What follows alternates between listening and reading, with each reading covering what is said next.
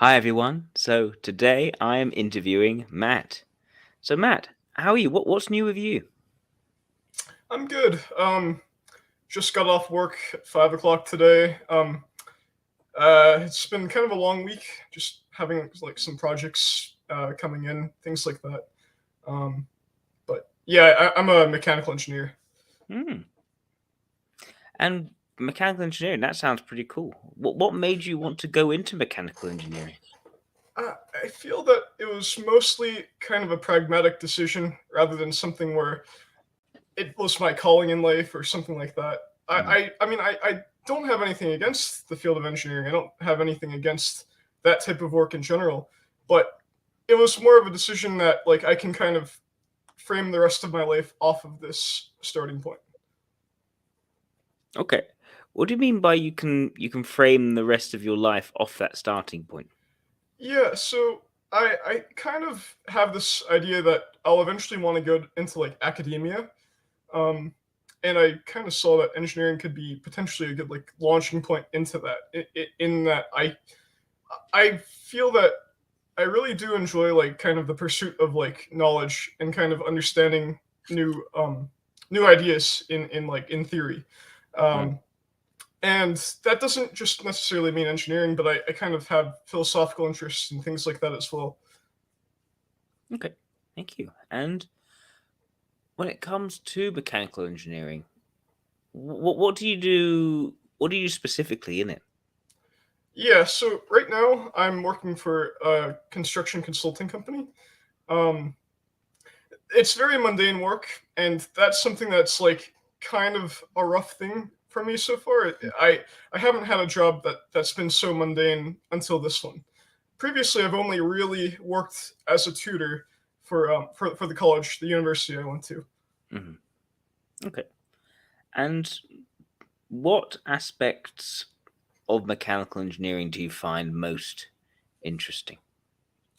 Well, I can definitely say that I found it more interesting while I was still in school. In that I when it comes to actually kind of getting the mundane like groundwork done in like kind of the project administration side of things, I found a lot of difficulty kind of adjusting to that. And I'm kind of trying to find ways that I might be able to make a living outside of that going forward because I can't foresee myself kind of like doing this for the rest of my life.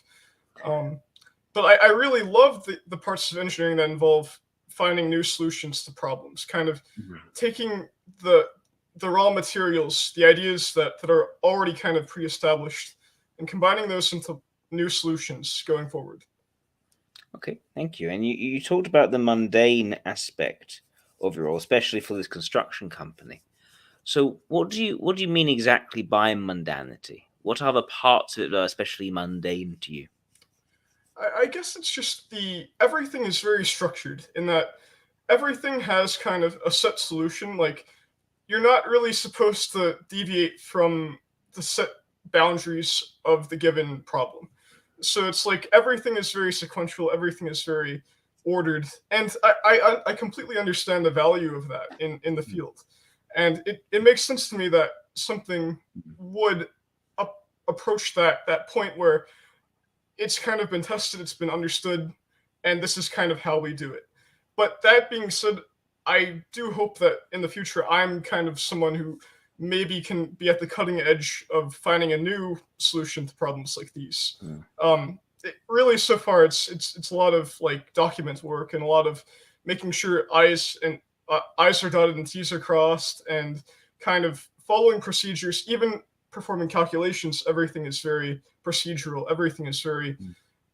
you do this and then you do that and then you do that and then you get your correct answer. I see. Fair enough. So, what I'd like to talk about then is this more theoretical side. So, you want to go on, perhaps back towards a more academic approach, more theoretical approach. What will that look like? What are the kinds of problems you would like to be solving? Yeah, I think I like I really found that before I went into engineering, I was always kind of okay, like decent at math and decent at science and things like that. Those were kind of not necessarily natural strengths for me, actually. They were more things I had to build up to, and I think I'm kind of seeing that um, these like very like structural like step by step approaches maybe are something that is not really like something that comes easy to me naturally. I was somebody who in school I always did pretty well in school, but I never really kind of went by the approaches that teachers would give. I always found myself trying to kind of like do my own thing, and I that took the form of as a kid. I really loved creating my own stories and creating different things that um, different kind of fantasy worlds and different things like that. Um, that allowed me to kind of explore my mind, explore the possibilities of what could be created. And I actually found that I I found that you could kind of have something like that within the structural framework of mathematics or engineering or science, but it takes a different form. And you kind of have to have that discipline, that structure, in order to achieve in that kind of a field.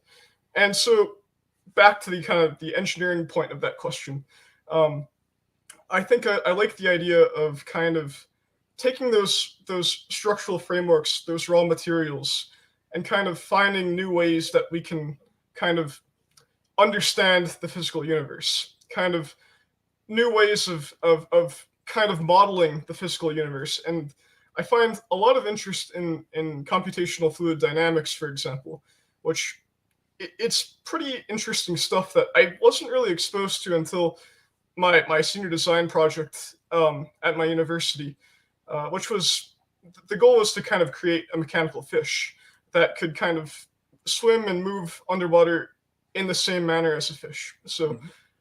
I found that pretty interesting. I enjoyed that a lot, and I would like to do things that kind of involve creating new solutions to problems like that. Okay, thank you. Sorry, that was a lot of random kind of No, but background. it's definitely going towards a key theme here, which is that you don't want things to be set out for you to do. You want to embark down new avenues for coming up with solutions. I think that's the Right. very key theme so far.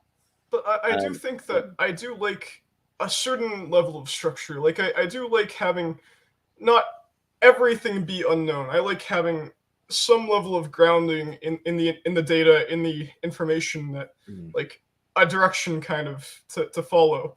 Um, mm, okay. Hmm. So, when it comes to life outside of work, what are some of your interests there? yeah, so I really like. I've always I've kind of talked about this earlier, but I really liked writing. Ever since I was a kid, I'd find myself kind of just it's like it's a weird kind of a state for me because it's like I I kind of just flow when I'm writing. I'm just like I'm not really structurally kind of planning like how what I'm going to write, but the words kind of they just come onto the page kind of. I'm not really like thinking about the structure of the story that I'm trying to write, and so I do definitely think I synthesize a lot of the different things that I consume, and I try to kind of like uh, iterate on that or to kind Mm, of like take things that I've seen and kind of recombine them in various ways.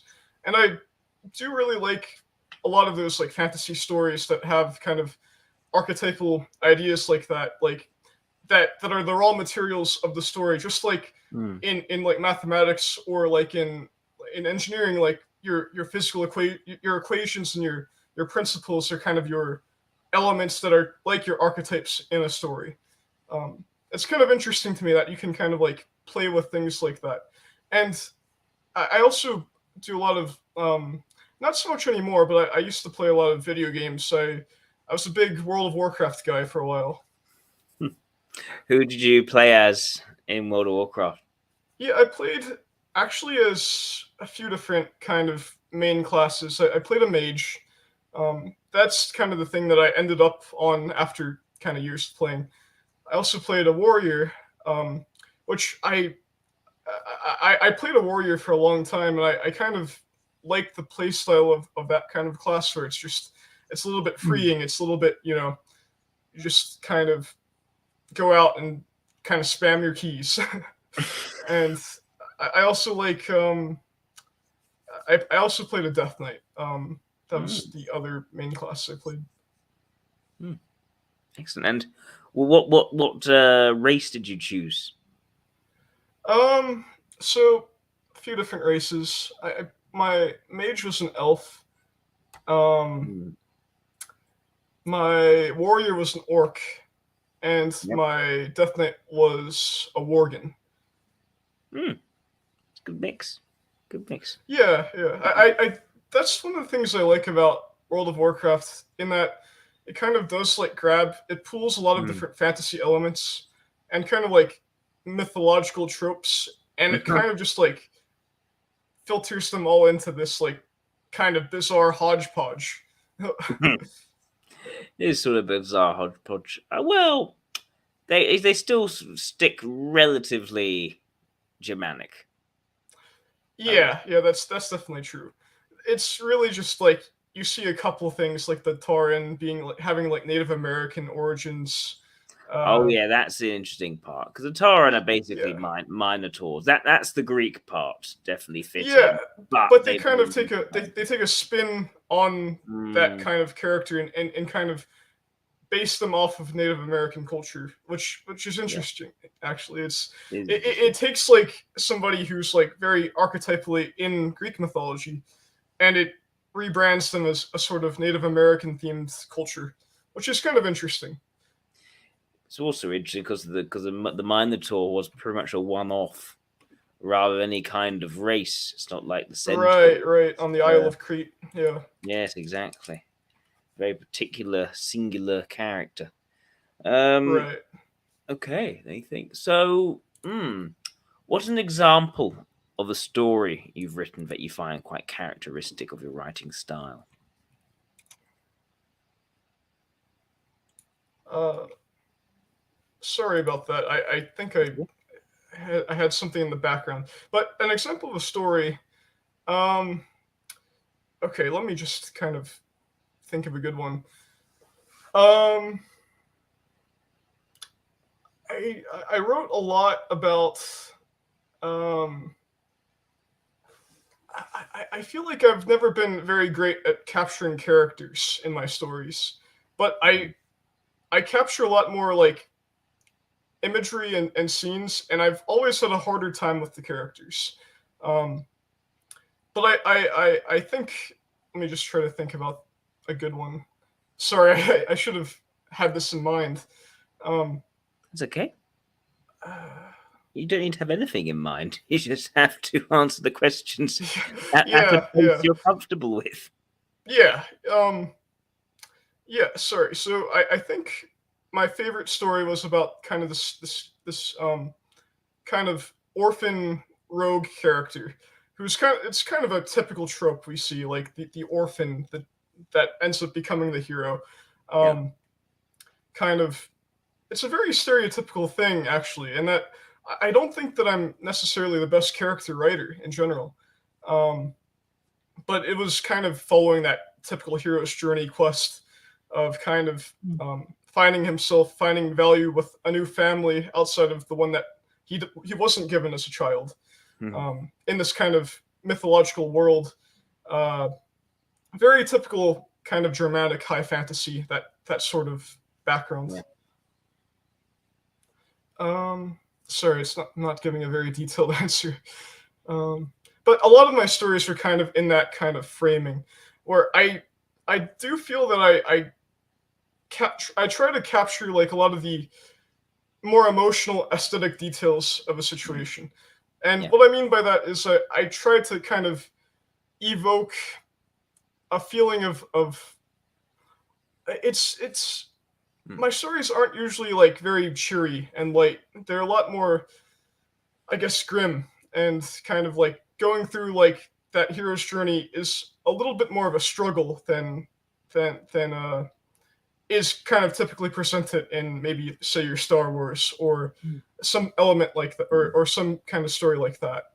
Mm. Um, I do like kind of embracing that idea of tragedy of the darker side of of reality. Mm. I mean, if you go follow the hero's journey, it has death and resurrection before Right. the eventual success. So makes Yeah, sense. yeah, that's true. Um, okay. Hmm. So yes, the hero's journey. Bringing this idea of this character is often sort of like an orphan turned hero, and yeah, this idea that you have that kind of structure there, the themes and the plot are in place, but you feel you struggle on character. And what exactly is it about character that you can struggle with? Could you say that one more time? Sorry about that. What exactly is it about character that you find you can struggle with in your writing? Uh, that's a good question. I guess I've always had a little bit of trouble with like with people. I mean, I have a lot of anxiety when it comes to kind of like dealing with people, and it was a little bit hard to kind of encourage myself to have this typing session tonight. Mm. Uh, so I guess it's kind of related to that. If I had to kind of make an obvious guess, um, it's that I it's a little bit harder for me to kind of like have just very natural dialogue between characters, have natural relationships between characters. It's something that doesn't come as easy to me.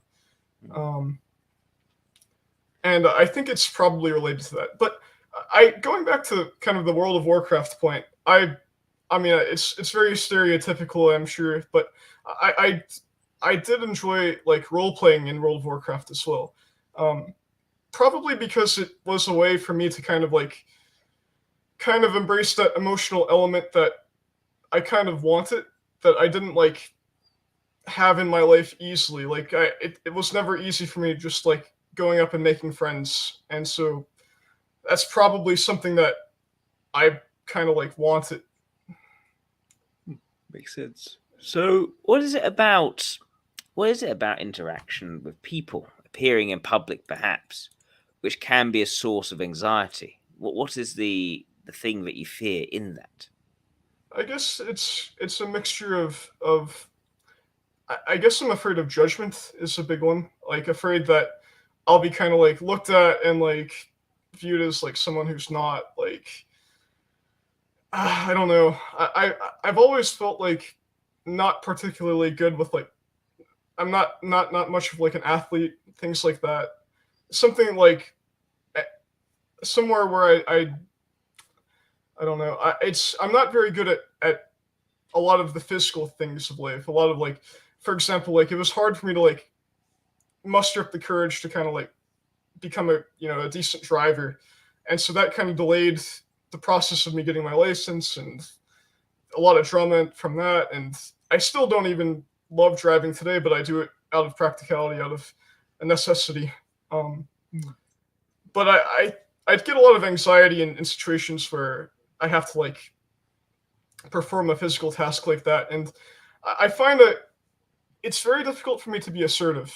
Kind of go out and like talk to people, get things done with people, being a leader in a group, um, kind of going over like being a member of a group or a leader of a group, that kind of thing. It was hard for me to kind of like get my first job out of college, for example. Kind of learning those skills and how to like interview and kind of Mm. interact with people in a professional manner, but still be kind of personable. It was kind of like a learning curve for me in a lot of ways. Okay, thank you. Thank you for sharing that. I think there's that. I guess there's a question there in terms of is the difficulty more to do with going out, making an impact, drawing attention to yourself, and making those friends? Or is it more about maintaining those friends and keeping things, the sort of the day to day details of your life together? It's a good question. I think it's probably more about making friends and kind of like going out and like putting myself out there and making that connection. I think I'm fairly good at kind of being like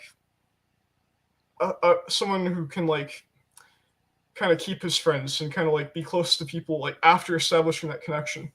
Um, but I think I do struggle more with like reaching out and kind of taking that first step, that initiative. It is something that I have to kind of like think about and I have to kind of actively work on.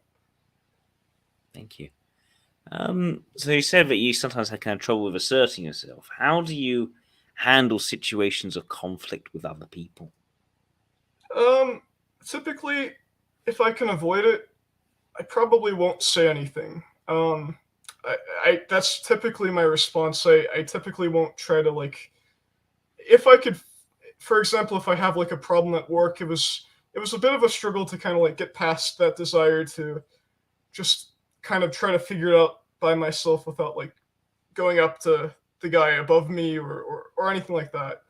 Um, and so I learned that you really have to just kind of bite the bullet, and things are a lot more painless if you just kind of go ahead and do it. All right, fair enough. Thank you. Let me see what else I can ask you. I know. So, what qualities do you admire in others that you do not have for yourself? Yeah, that's a good question. I think I really admire people who are very like outgoing and very like able to kind of like invite people in. And one of my best friends in college was kind of like that, like very very good with people, very good with reaching out, like checking on people, making sure that I never kind of like went into my shell too much, into my bubble, kind of like retreated from the world. Mhm. um, I definitely admire that a lot. I also admire, I guess, just trying to think about that. I do admire people who have that kind of drive to to be good at like physical things, like athletes and people like that. Um, the idea of kind of someone who is assertive and can take action rather than someone like me who has a little bit more of trouble with like assertiveness and Mm, putting themselves out there. Um, understandable. Definitely like more extroverted qualities, stereotypically extroverted qualities. Um, so another question would be, where do you see yourself in 10 years' time? Um, I think probably somewhere in academia. That's kind of the one of the big goals of my life is to kind of end up in that field rather than the more businessy side of engineering. Yep. Um, Definitely prefer that. I also I kind of do have a desire to kind of like be an author or write books or things like that. And I'm sure like I've already kind of had some minor like research paper stuff published that I was on Mm, a team for, but beyond just kind of the research stuff. mm, I'd like to kind of revisit those like old stories that I was really attracted to and I really enjoyed reading as a kid and mm, kind of like tap back into that more creative domain. mm. I'd also I'd like to start a family. I'd like to have kids. The more traditional kind of idea of success in life. Um, Mm, I'd like to eventually have that as well. mm. Thank you. Um, Going back to the writing, why do you write stories which are perhaps darker and have more of a tragic element than that which you'd find in, say, a Star Wars or an Indiana Jones? I find that there's some level of beauty in that suffering, in that tragic emotionality of a Mm, story like that. Um, I find there's definitely a layer of just of of a level of like I don't know how to put it into words, but I feel that when you really can simulate yourself in that environment, when you can kind of feel the viscerality of something like that, I find that really interesting. I find it, especially when you're like reading a book, because I when I was a kid, I really loved reading. I really loved watching movies, reading books, things like that, and immersing myself into that and kind of feeling those emotions, those experiences that the characters would go through. Um, that's kind of one of the main things that I really like. Okay, thank you. So I'm trying to explore this idea of beauty and tragedy. Why does tragedy carry an aspect of beauty to it? That's a good question. The why is a little bit harder for me to answer than kind of figuring out what I'm attracted to in that kind Mm. of realm. Um, I guess it's because it's something that I don't think many people, other than maybe a masochist, would really want to kind of like embrace himself. But it's something that I feel that when you simulate it, you don't actually have to physically experience it, but you can still kind of evoke that feeling of. It's almost like a carnal feeling of just that experience. Mm. It's hard for me to kind of put that into words. Yeah, fair enough. Thank you. Hmm. So I guess another question I have is, if you want to take writing further, what would be your reason for doing so? I think the biggest reason is more to kind of explore just Mm. for myself, just to kind of like embrace that fantasy world. Kind of like it's a good way to kind of like escape from the practicalities of just real life and just kind of like go off and run off and have your adventures that you don't actually have to physically have, which Yeah. I find nice. Mm. Um, that kind of idea. Okay. And you've mentioned this fantasy world. Do your stories take place in the same fantasy world, or do you have a number of worlds?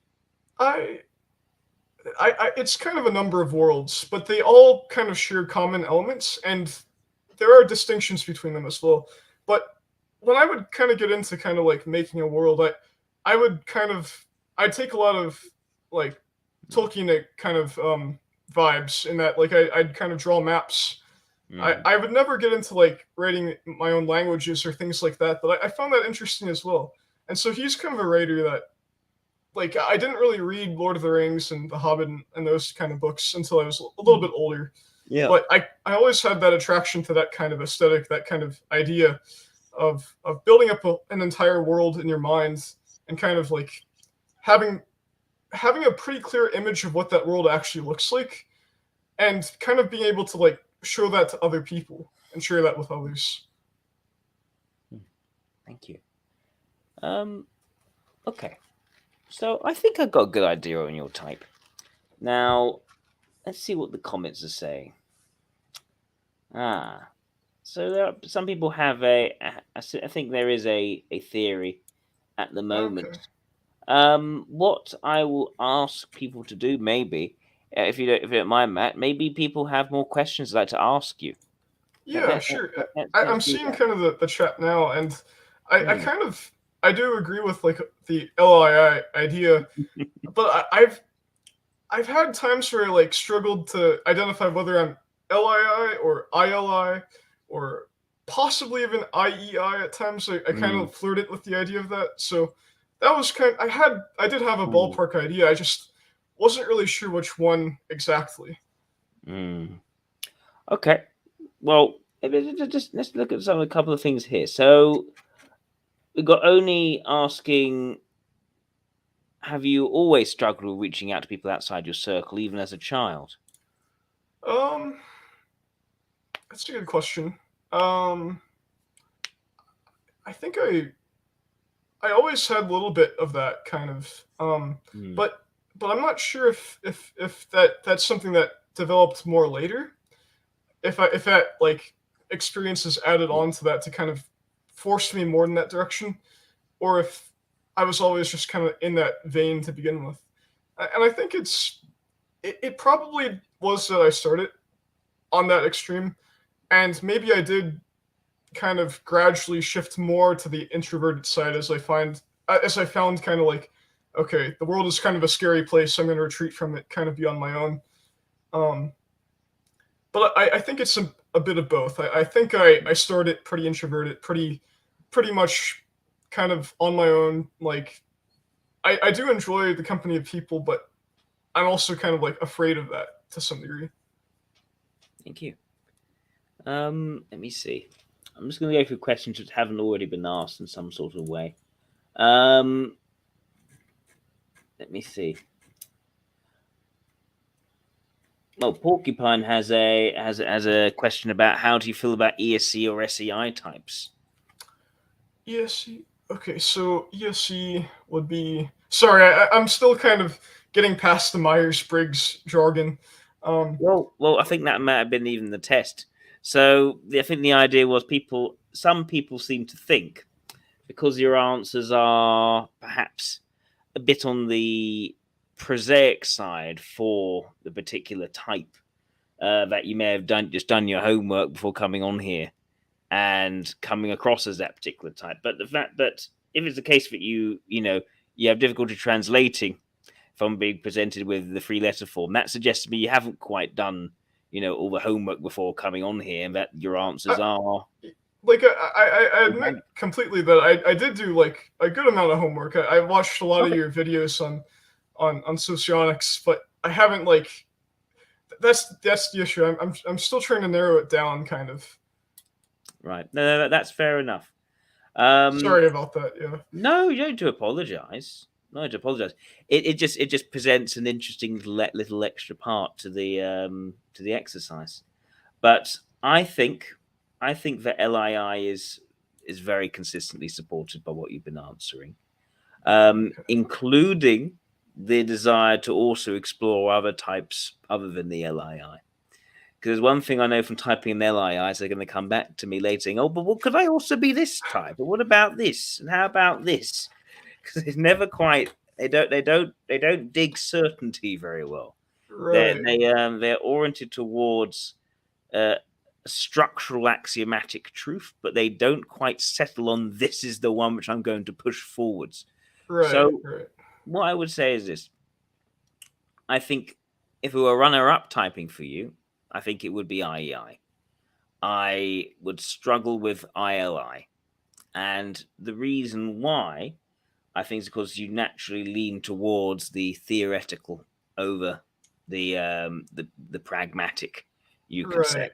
You seem to long to go back to academia rather than the sort of in the moment applying things, construction, achieving something quite concrete, which is, yes, quite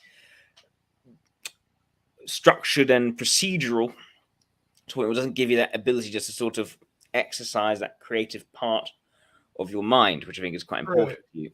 And sorry, just no, I also saw the potential for LSI, and I'm not.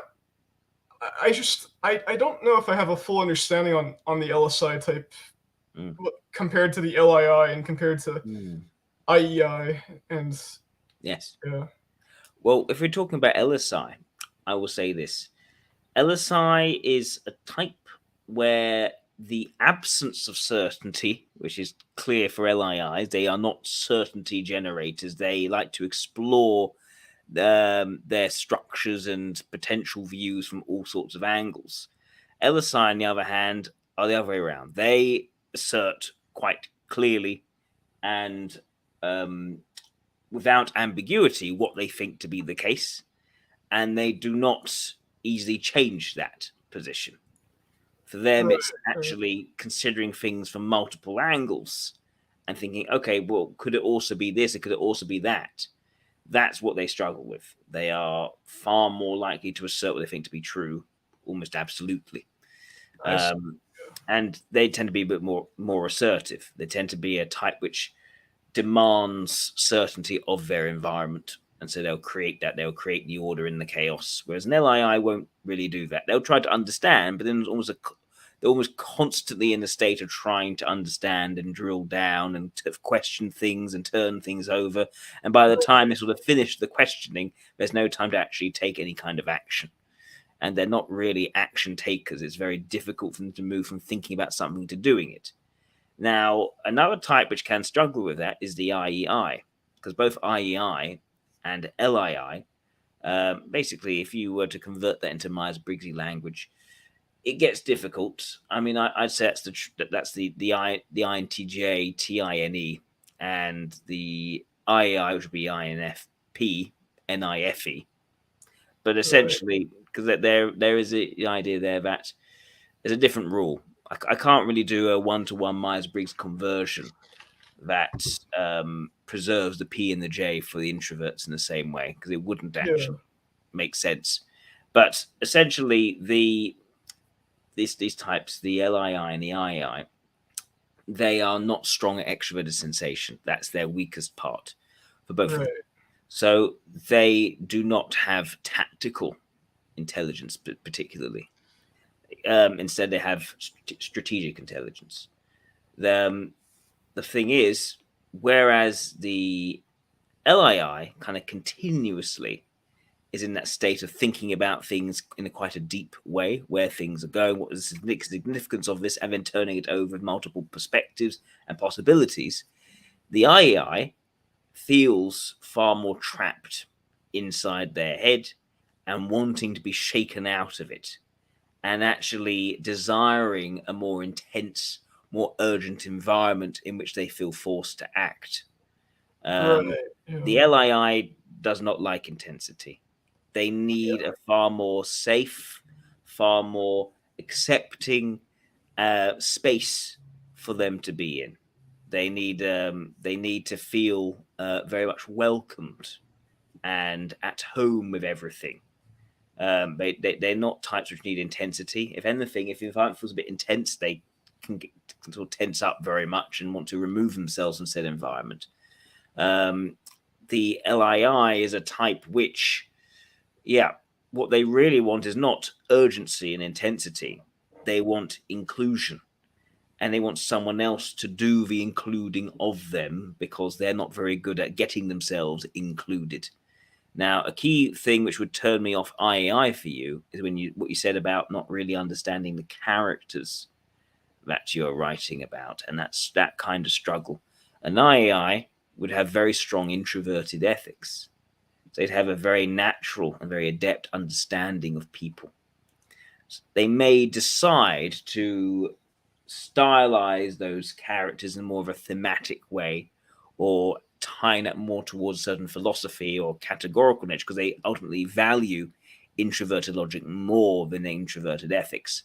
But they still have very much a strength in grasping that unique sense of character in each of the people they write about. The LII would find that a lot more difficult to do. And I'd say one of my criticisms of Tolkien is that he never quite, I think, got character.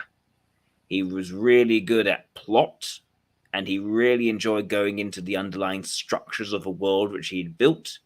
He wasn't really a character person. The characters served the plot a lot more.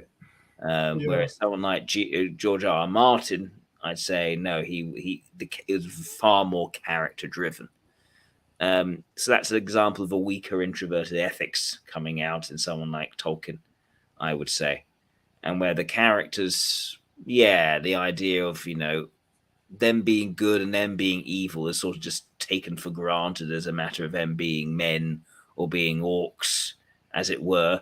I mean, sure, there are some men who are twisted to the dark, but it's more like, it's not that they chose to do so. It was more that sort of the environment around them was one where they were of that race or that sort of category, or that subgrouping of people who interacted with the Dark Lord. I don't want to go down a whole tangent on Tolkien, but structure comes first for Tolkien, very, very much. He was a world builder and plot former, and the characters were the vehicles for that plot.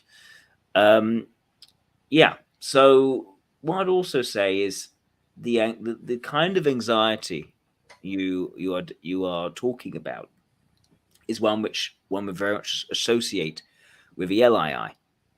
you have slightly, I might say, avoidant traits, rather than, say, what would be an ILI, perhaps more schizoid traits.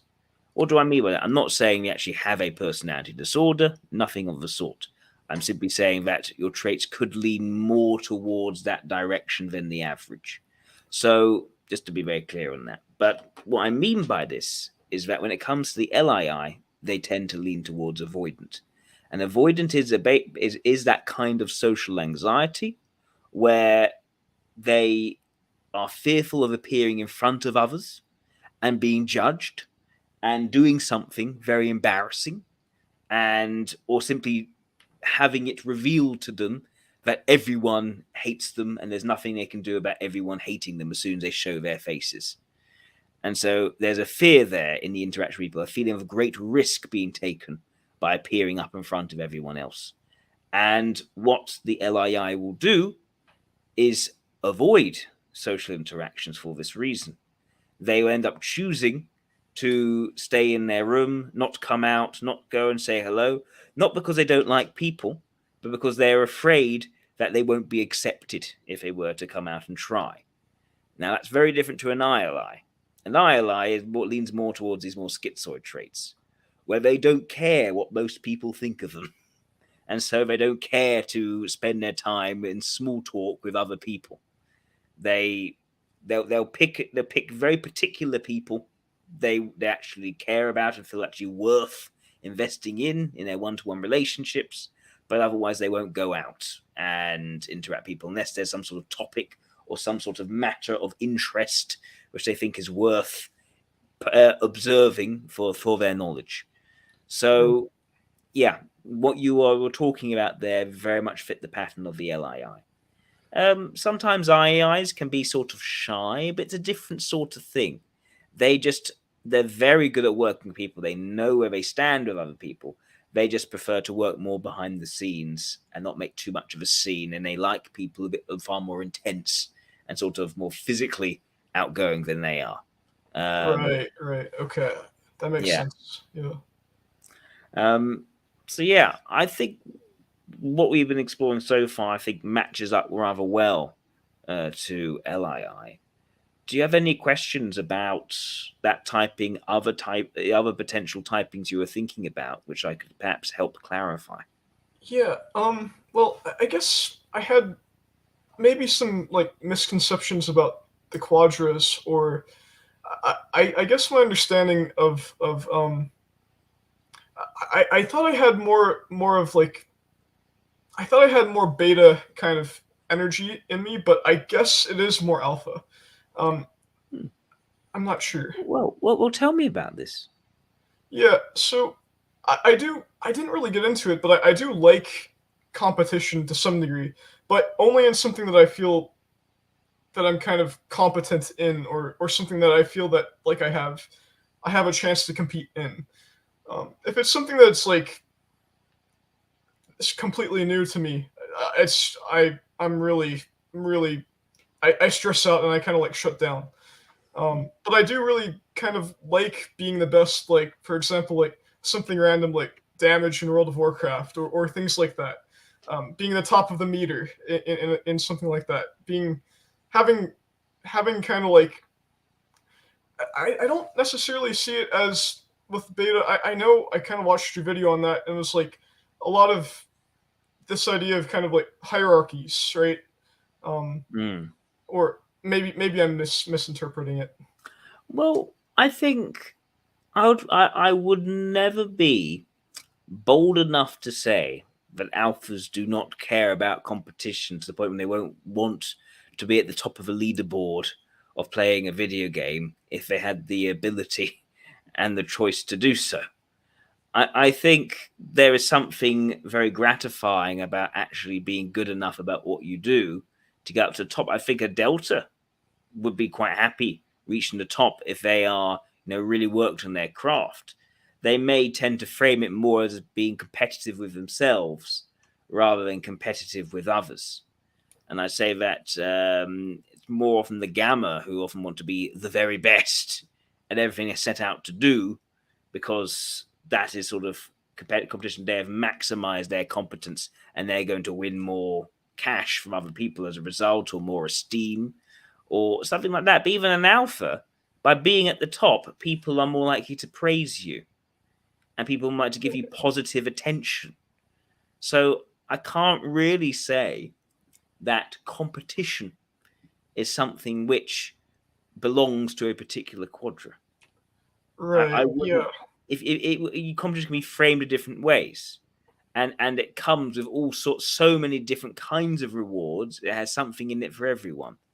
But sure, I'd say that as far as alphas go, they are less likely than other types to get very competitive with other people for the sake of winning in and of itself.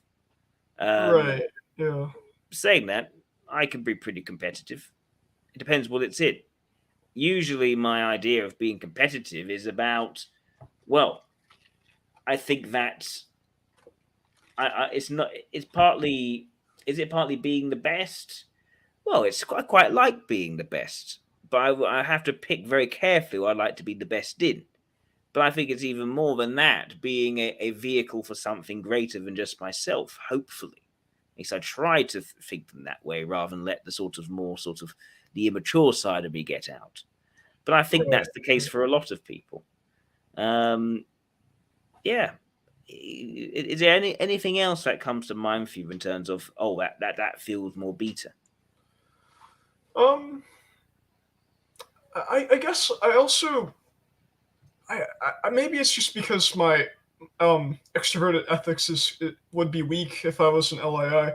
Um, but I had like a hard time picking out like the kind of SIFE blocking or kind of theme against the NIFE blocking, and I thought I had more of the NIFE kind of energy, but maybe that's just my poor interpretation because it is so weak. Well, that is something which, okay, the one part of this is that an LII over time should grow from NI to SI.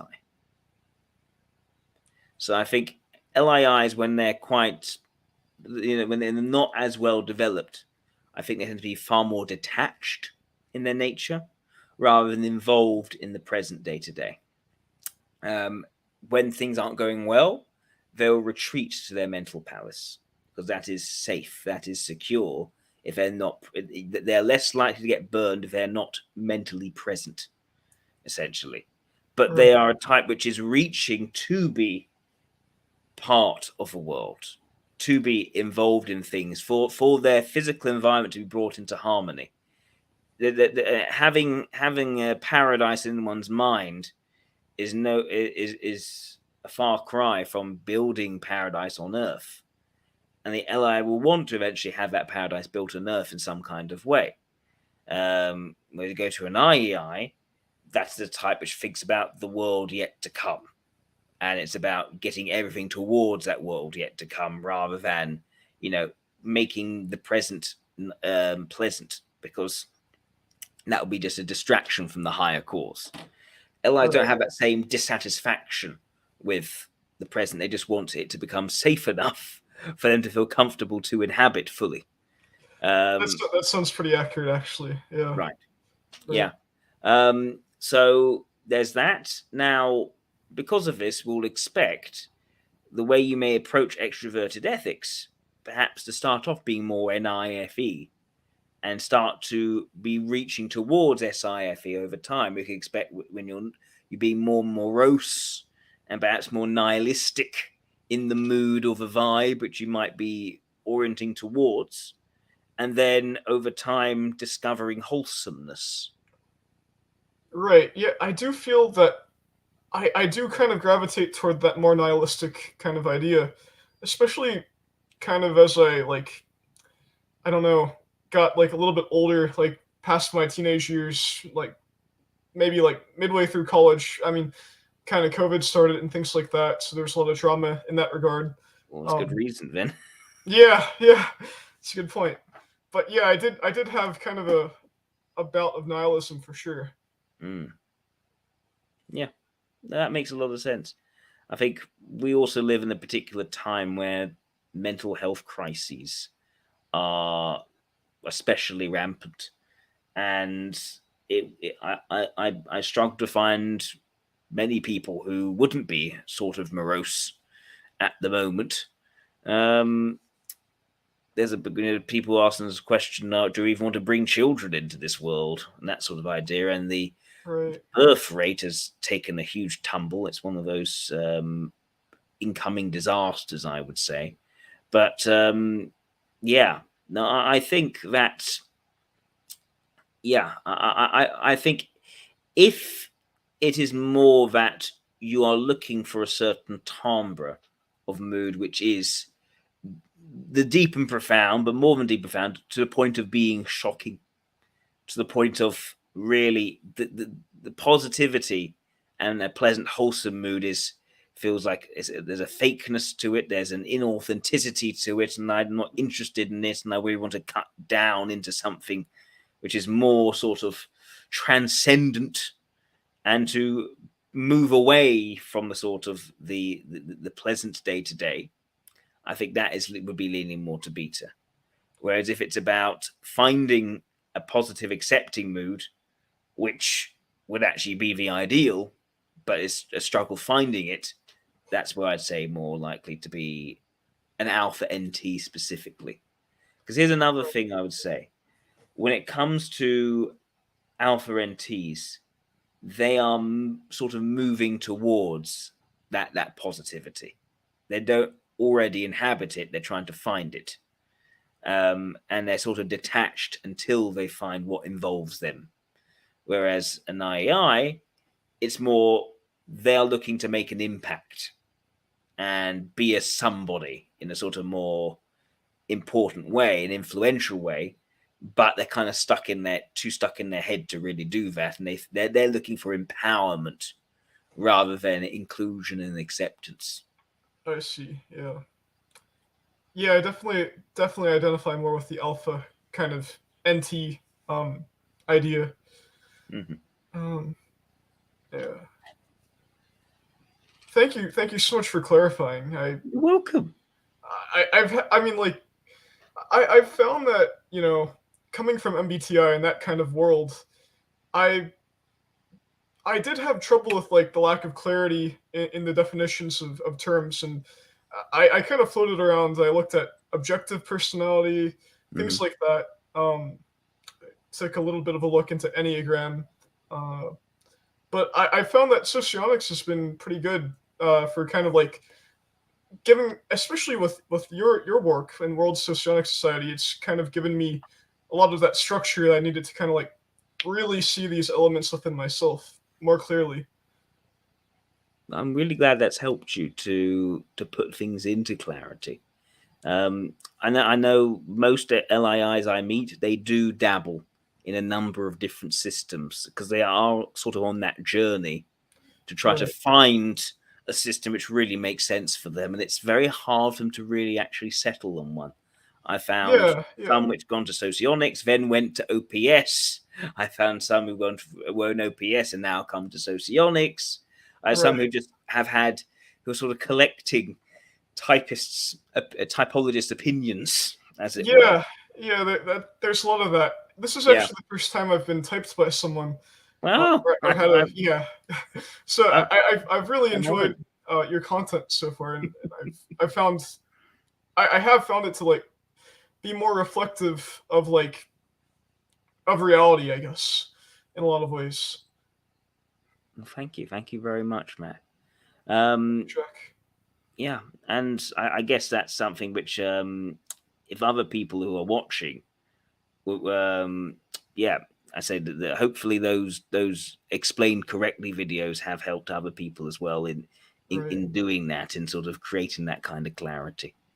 Yeah. Um, Sorry, I haven't been a very interesting guest. no, it's been fine. You've been a delight to talk to, Matt.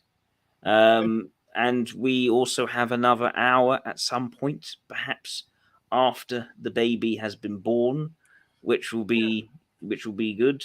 As long as there's no screaming in the background, and he No, may no do a rush at scream. all. Don't worry about that. All right. Yeah. Okay. We got 5 minutes left. Are there any last questions, whether from you, Matt, or from the audience for Matt? I can kind of think about that for a second as we wait for questions to maybe come in.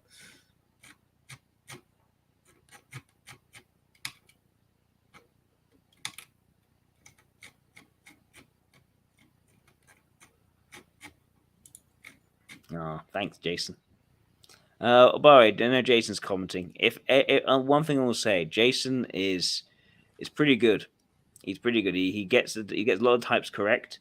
There has been at least one occasion where he's come up with something, and that actually changed my mind on the typing. And he makes some good videos. So if you want to check out Porcupine Jason's YouTube channel, I'd strongly recommend doing so. I think he deserves more traffic. Right. Yeah. When I was kind of like trying to figure out like if I could have been like LSI or some types like that, I did watch one of Jason's videos on the LSI, and I found that kind of led me away from LSI in a lot of ways, in that I don't feel like I have that kind of almost like stereotypically masculine dominant energy that the LSI kind of commands with their extroverted sensing. Yes. But that was a really good video, Jason. Thank you. And if it's something which I've sort of drawn focus on in my NI and TI video, it's the leaning towards the absolute truth, which both the IAI and the LSI are both pushing at, which the LII isn't pushing at. I think that's an important thing to consider.